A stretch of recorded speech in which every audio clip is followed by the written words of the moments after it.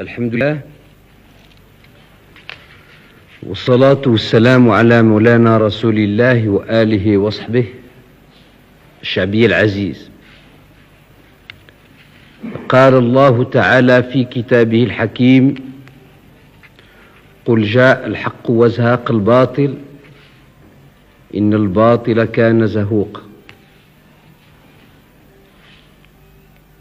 فعلا شعبي العزيز، جاء الحق وتبين الحق وعصعص الحق، وفي إمكاني أن أزيدك وأزيدك من المترادفات في شأن الحق والعلو كلمته وسمو درجته، نظرا لمحبة العرب في الحق وتعلقهم بالحق وتشبتهم بالحق.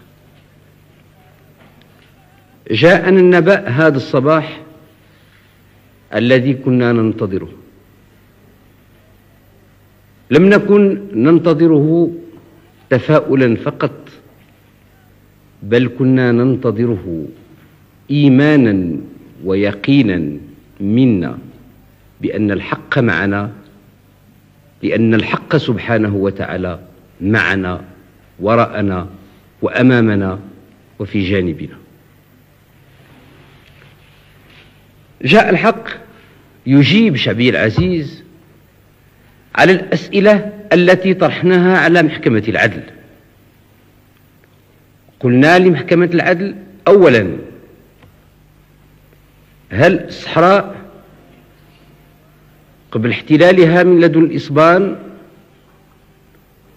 كانت أرضا بدون سيد ودون مالك أم لا؟ ثانيا، فيما إذا لم تكن تلك الأرض الموات، ما هي العلاقات التي كانت تربطها مع المغرب؟ ثالثا، وإذا أجبت على هذه الأسئلة فبالطبع اعترفتي أنت محكمة العدل بأن لك الصلاحية لتبتي في المشكل بكيفية نهائية. وهذا الصباح جاءت شعبي العزيز الأجوبة على الأسئلة بثلاثة. أولا، اعترفت المحكمة بأنه لها الصلاحية باش تنظر في الملف وتحكم في الملف.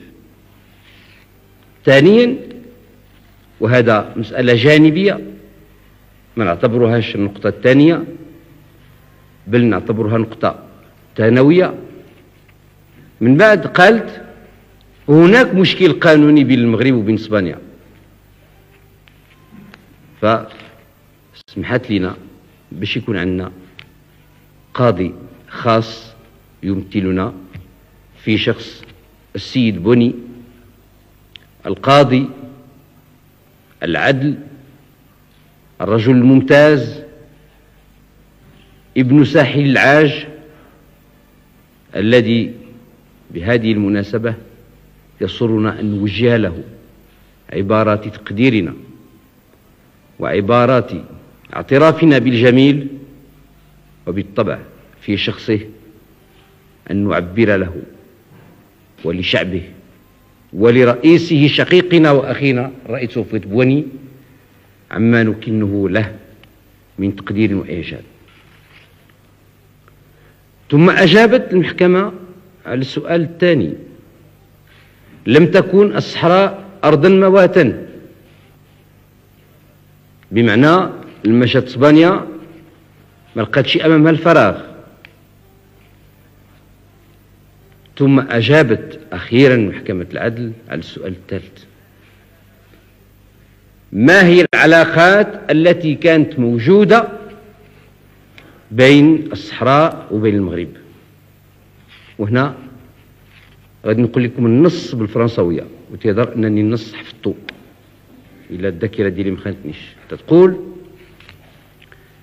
Elle reconnaît l'existence de liens juridiques de souveraineté, d'allégeance entre les rois du Maroc et les populations du Sahara، وتعترف هناك بروابط قانونية وروابط بيعة، لأنني نفسر في القانون الدولي الإسلامي أن هناك الروابط القانونية وهناك روابط البيع. فيمكن مثلا نكونوا محتلين أرض ومستعمرين أرض وبيننا وبينها قانون اللي يفصل بيننا وبينها المعاملات، ولكن ما تكونش البيعة ديالها في عنقنا، ووقع هذا في تاريخ المغرب. أما هنا قالت محكمة العدل، قالت هناك روابط قانونية أولا وروابط بيعة بين المملكة المغربية وبين الصحراء. وهنا شعبي العزيز إذا تسمح لي، كاينه كما تيقولوا العامة ديك النوع نتاع النشوة القانونية، لأن شوية أنا من أهل القانون غادي نتوسع شعبي العزيز في هذا المضمار. كاين بعض الناس غادي يقولوا المحكمة ما قالتش روابط نتاع السيادة. طيب أجيب ما هو الفرق فيما يخص حتى القانون الأوروبي بنفسه بين السيادة وبين روابط البيع، ولا سيما أن ما نساوش أن المحكمة تنظر في قضية ترجع في روحها وحكمها إلى أوائل القرن الذي نعيش فيه، ذلك القرن الذي لم تكن توجد في أوروبا إلا دولتان جمهوريتان، وهما فرنسا وسويسرا، والما تبقي من اسبانيا، ايطاليا، المانيا، اوسترو-هنغري، يوغوسلافيا، روسيا، بولونيا، هولندا، بلجيكا، النرويج، الدنمارك، كانت ما تستعملش إداك اللفظ نتاع السيادة، بل تستعمل اللفظ نتاع البيعة، لا ليجونس.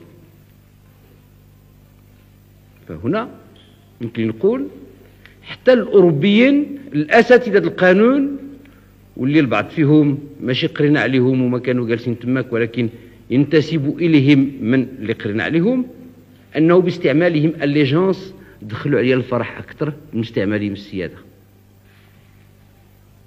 لأنه استعملوا اللفظ ديال البيعة، استعملوا لفظ مناسب للتاريخ فاش استعمرت فيه الصحراء. النقطة الثانية غادي نجاوب على أساس القانون الإسلامي. كما في علمكم وكما في علمك شعبي العزيز، القانون الإسلامي الدولي هو أول قانون ينظم حياة الأفراد مع الجماعة، وحياة الجماعة مع الأفراد، وحياة الحاكمين بالمحكومين، والعكس بالعكس. والبيعة في القانون الإسلامي وإن اكتست دائما واحد العدد ديال الأصناف وديال الأشكال، كانت دائما ماشي بيعة تربط فقط الشخص بالملك أو الشخص بأمير المؤمنين، بل لما كان لأولئك الأشخاص من تمثيل وقوة تمثيل، كانت تربط أولئك الأشخاص وما يمثلونه من قبائل وعشائر وأقطار وأمصار بينهم وبين أمير المؤمنين أو من ولاه الله أمر شؤون المسلمين. ولكن غادي نزيد نقول للسادات نتاع محكمة العدل، وهما ما نحتاجش نقول لهم هذا الشيء عارفينه، ولا سيما أن وضع علينا حتى أسئلة فيما يخص المذهب المالكي وكيف كان يطبق المذهب المالكي بحيث ما عرفوا الناس. فإذا كان هناك تجاهل من البعض فيهم منهم فهو تجاهل العارف. بل تنقول الناس اللي تيجهلوا هذا الشيء، وتنزيد نأكد لك شعبي العزيز على أن البيعة في المغرب كانت عندها دائما طابع خاص،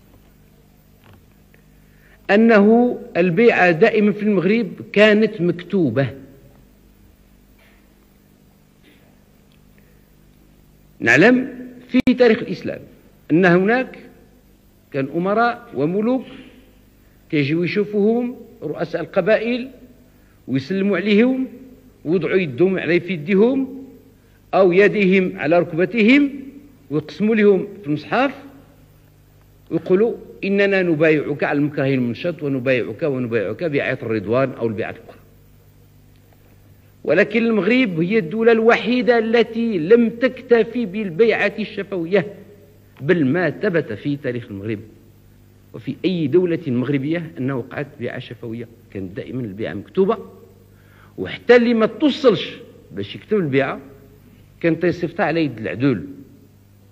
ولكن هذا بحث إلا بغيتو غادي نكلفوا به وزير الدولة في الثقافة باش يعمل فيه محاضرة وسلسلة المقالات باش يظهر على أن حنا تنكتفيو ومسرورين جدا بهذه الفتوى نتاع من محكمة العدل الدولية، لأنها أولا تجيب إلى رغباتنا وتجيب على أسئلتنا، وثانيا لا يمكنها أن تعارض قانونا عاما دوليا من أقدم ومن أقدس القوانين، وهو القانون الدستوري الإسلامي. إذن أمام هذا اش نبقى شبيل العزيز؟ يبقى أننا خصنا نمشيو ندخلوا لمحلنا. الصحراء تفتحت لنا أبوابها قانونيا، اعترف لنا العالم بأسره على أنه كانت من قديم الزمن ديالتنا، اعترف لنا العالم بأسره على أنه كانت بيننا وبينها روابط، وديك الروابط ما جاتش وتقطعت بالقطع المستعمر. إذن علينا أن نقوم بالتزاماتنا، لأن الفترة التي عاشتها الصحراء في الاستعمار لم تكن قط فترة من شأنها أن تقطع العلاقات والالتزامات التي بين المغرب وبين ذلك الإقليم، بل الآن أصبح من المحتم، من المتعين، من الواجب الديني، والعلماء ديالنا هنا موجودين يفتيو، الواجب الديني نتاعي كملك البلاد وكخادم هذه الأمة وكأمير المؤمنين، أنني كما أن البيعة ديالهم ليا باقي في عنقهم، أنني نقوم بواجبي ونلتحق بالشعب ديالي في الصحراء. كيف غادي يلتحقوا به؟ ما هي الطريق التي سنستعملها؟ لا يمكن في آن واحد أن نتحاكم أمام هيئة الأمم المتحدة وأمام محكمة العدل وأن نقوم بحرب تريق الدماء وتذهب بالأرواح. هذا تناقض، وهذا نوع من التعامل لم يكن من شيم المغرب ولن يكون إن شاء الله من شيم المغرب. انتظروا من الحكم نتاع هاي اللي هو حكم، أنا تعتبره حكم، وكانوا ما تقولوا فتوى أو استشارة، أنا تعتبره حكم. ننتظروا من الفتوى أنها تجيب لنا في واحد العلبة جميلة مزينة، تجيب لنا حجاج الأرضية ديالنا وحجاج امتلاكنا للصحراء. هذا من باب الخيال. ما بقى شعبي العزيز إلا شيء واحد، أننا علينا أن نقوم بمسيرة خضراء من شمال المغرب إلى جنوبه ومن شرق المغرب إلى غربه. علينا شعبي العزيز أن نقوم كرجل واحد بنظام وانتظام لنلتحق بالصحراء ولنصل الرحم مع إخواننا في الصحراء. كيف غتكون هذه المسيرة؟ هذه المسيرة غادي يشاركوا فيها 350 ألف نتاع السكان. شعبي العزيز، عليك أن تقدر وتفكر وتقيم أشنو هي 350 ألف ديال السكان. 10% منها ديال النساء، إن النساء والرجال شقائق في الأحكام، شقائق في الحقوق، شقائق حتى في الوطنية. بل ربما وجدنا من النساء في تاريخ العرب وتاريخ المغرب من كنا أكثر غيرة على وطنهم ووطنيتهم من بعض الرجال.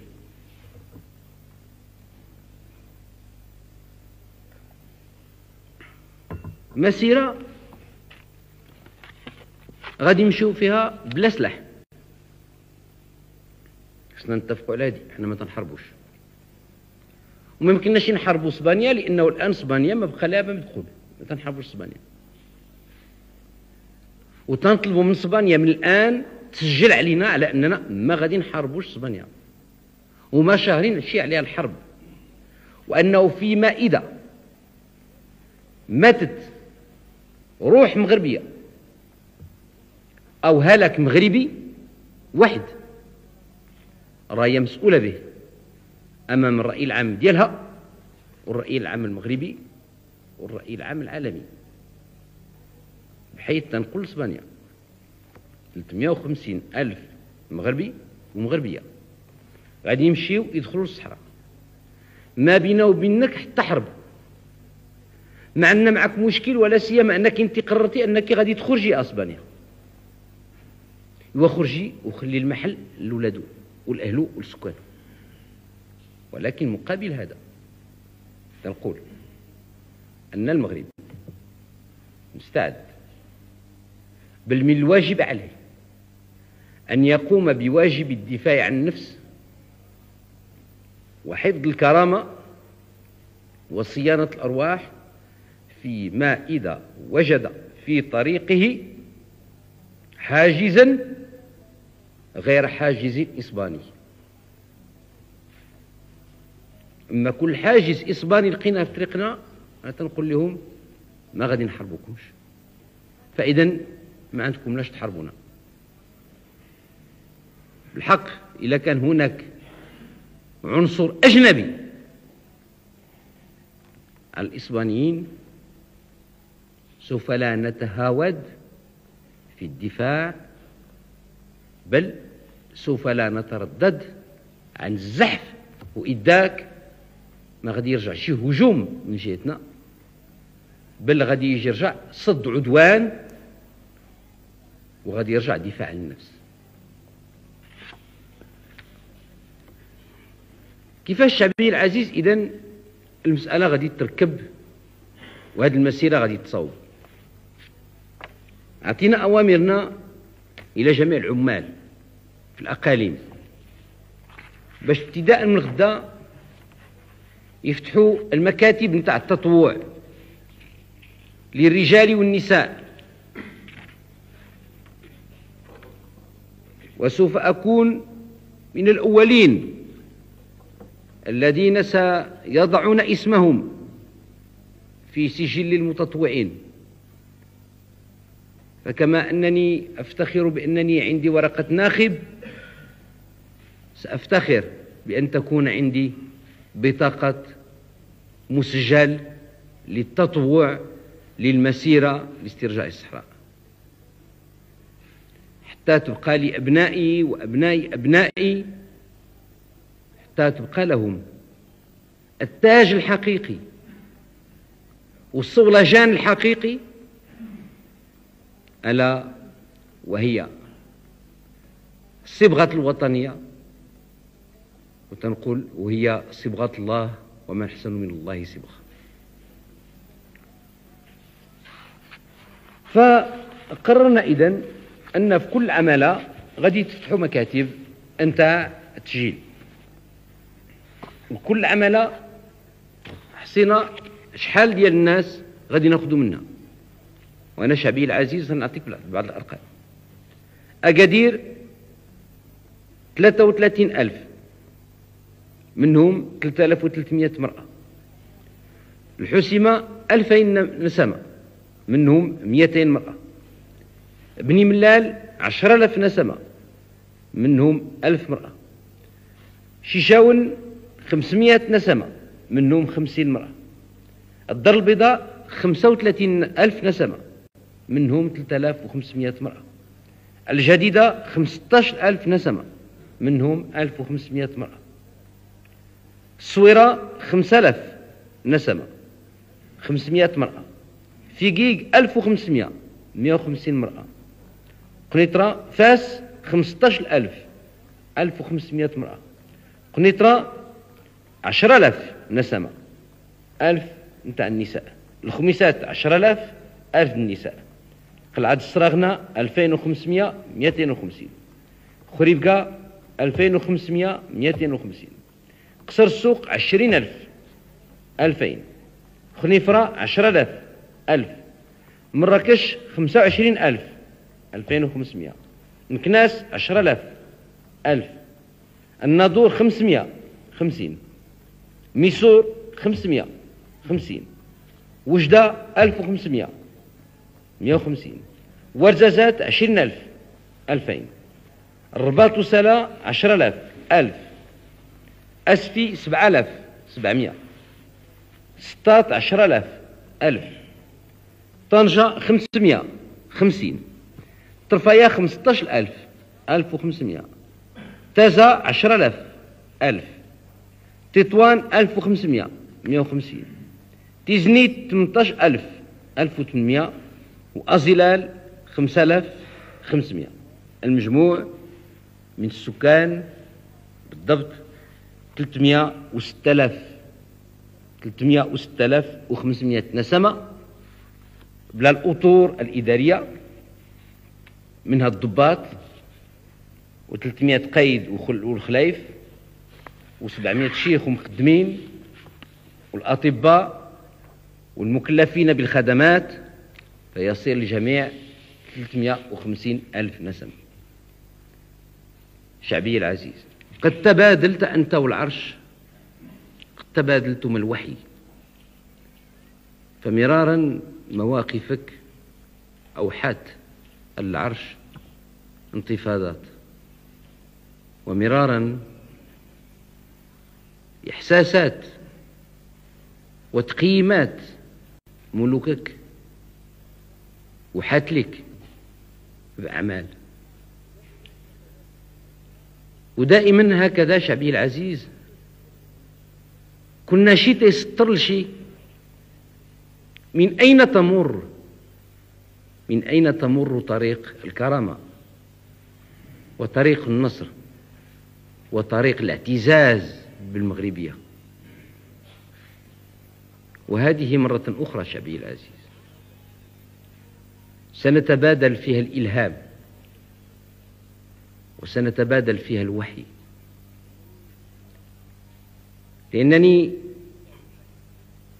تصفحت تاريخنا، بل تصفحت تاريخ العالم في هذه المدة الأخيرة، فلم أجد أثرا لملحمة مثل التي ستكتبها أنت شعبي العزيز، ولم أجد أثرا لمسيرة من دولة تسمى في طريق النمو مثل هذه المسيرة. ولا أرضى شعبي العزيز أن يسبقك بها أحد في تحرير بلاده. شعبي العزيز، العالم في بركان من التكوين، افريقيا في بركان من التكوين. افريقيا اللي تتنادي اليوم بتقرير المصير، افريقيا ستصبح يوما ما هي الضحية الأولى لتقرير المصير، إنها غادي توقع فيها انقسامات وانفصالات بعد عن بعض.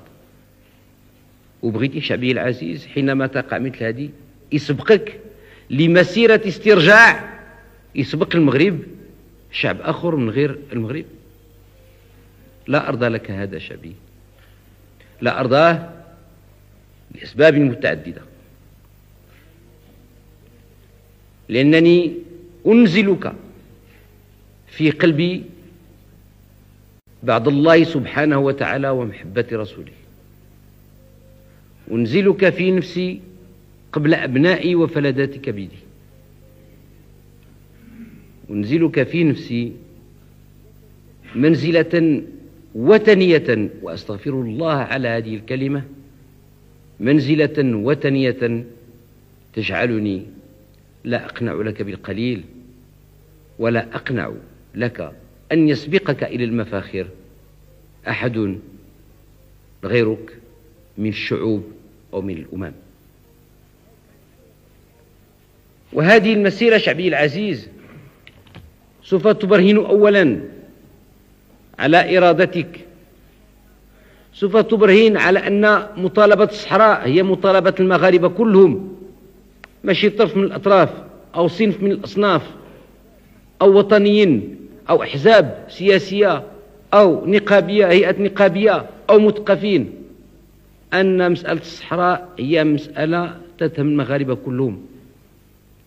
غادي تظهر ثانيا شعبي العزيز على أنه شعب معلوم ما عندناش القنبلة الذرية، ما عندناش الصواريخ، ولكن عندنا من القوة، وعندنا ولله الحمد من الزاد ومن الأسلحة، ومع ذلك آثرنا المسيرة السلمية على استعمال القوة والغزو.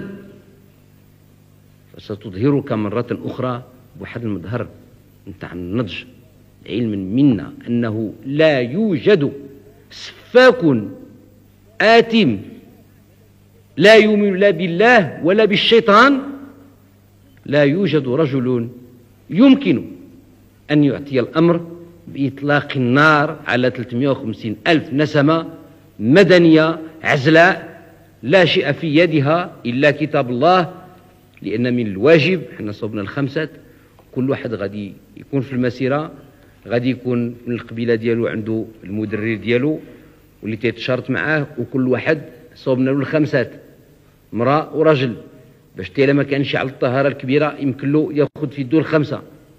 فما يمكنش 350 ألف الناس تتلو كتاب الله وتقرأوا آياته وتتحصنوا بها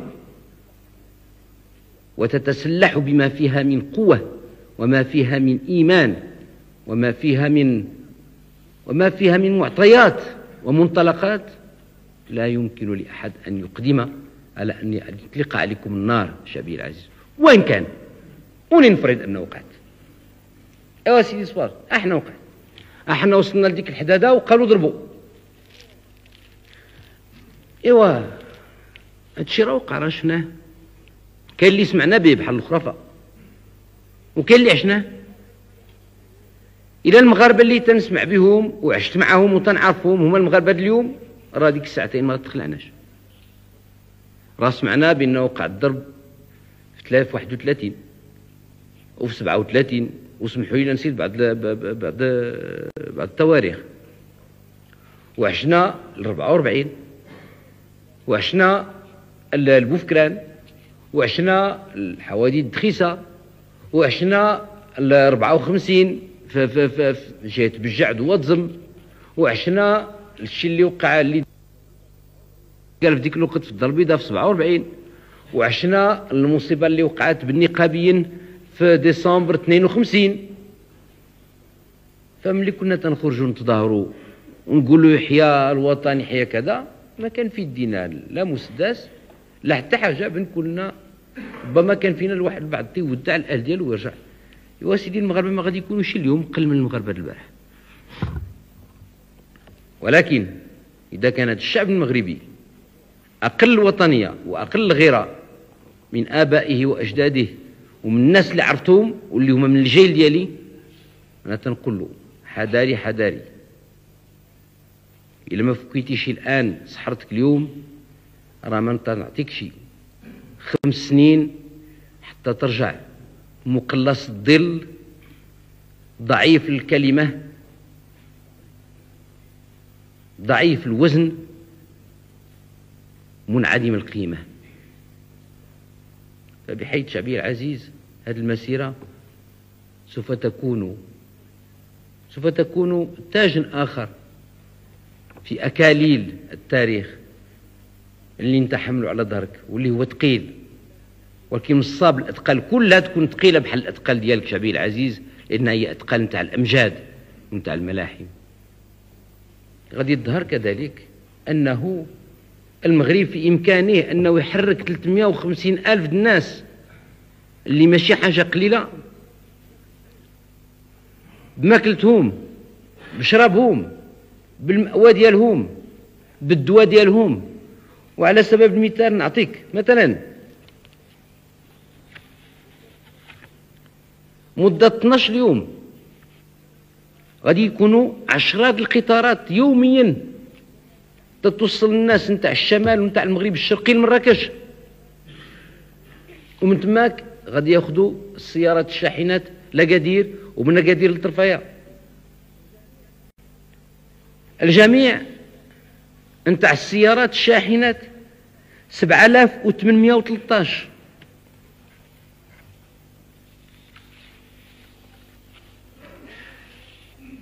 « 10,000 الناس اللي غادي تصلح للتأطير ديالك.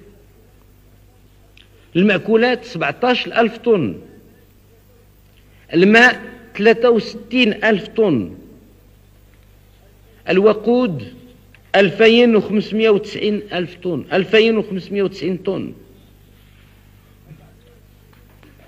470 أطباء ومعينين للأطباء، 220 سيارة الإسعاف الطبية.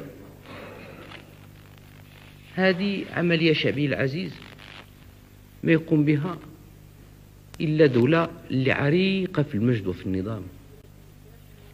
مسيرة بنساء ورجال بلا ما يقع والو، مسيرة اللي غادي تدوم 15 يوم بلا ما توقع لا سرقة ولا نهب، مسيرة نتاع آلاف السيارات اللي موقعش بينها اصطدام، مسيرة في محل صحراوي اللي لابد كل واحد جاي يدور عن يمين أو عن الشمال يلقى الماء باش يشرب، مسيرة اللي مضمون في حسابها حتى الوقيد وحتى الشمع، مسيرة اللي مضمون في حسابها حتى القرطاس والدفاع عن النفس فيما إذا لقينا من غير الصبليون. هذه تنزيد نأكدها،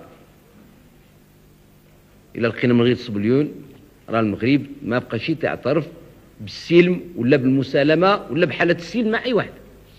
ما إلا لقينا الصبليون غنقول لهم السلام عليكم، بغاو يضربونا وخدا مسؤوليتهم انهم يضربوا 350 ألف عزال، ديك الساعة منهم رؤوسهم، حنا نخلوهم نديروا هادي. ولا أظن أن شعب أصيل متمدين متحضر جارنا أحببنا أم كرهنا وأحب أم كره أنه غادي يحفر واحد القناة ديال الدم بينه وبينه، لا أظن.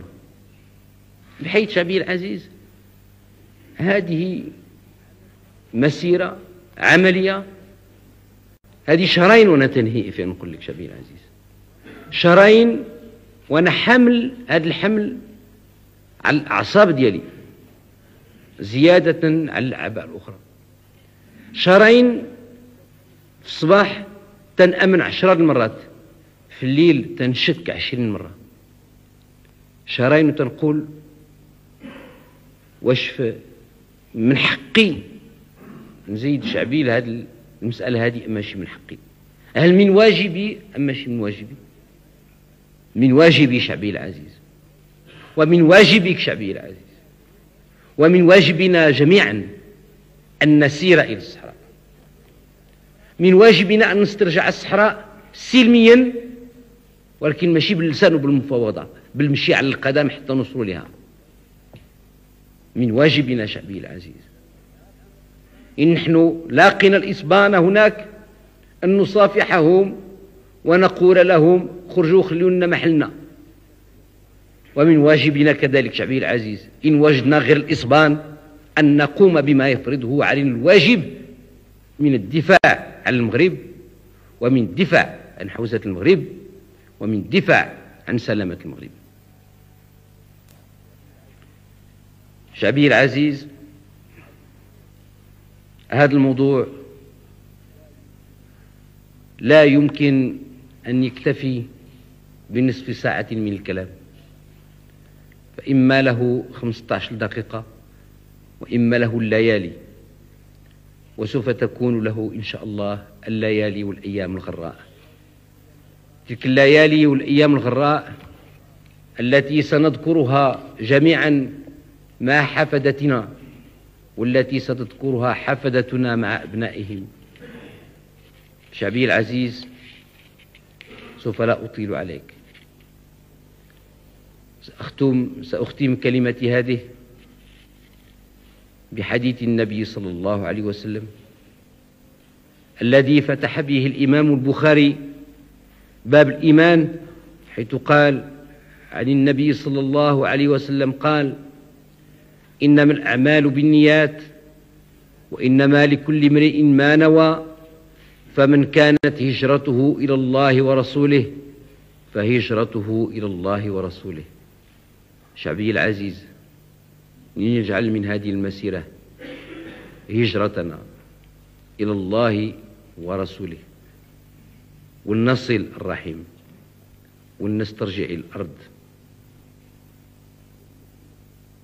ولنبني سيرنا ومسيرتنا وخطواتنا، ولنبنيها على إيماننا بالله واتكالنا عليه، وعلمنا أنه سبحانه وتعالى لم يعودنا منه إلا الجميل.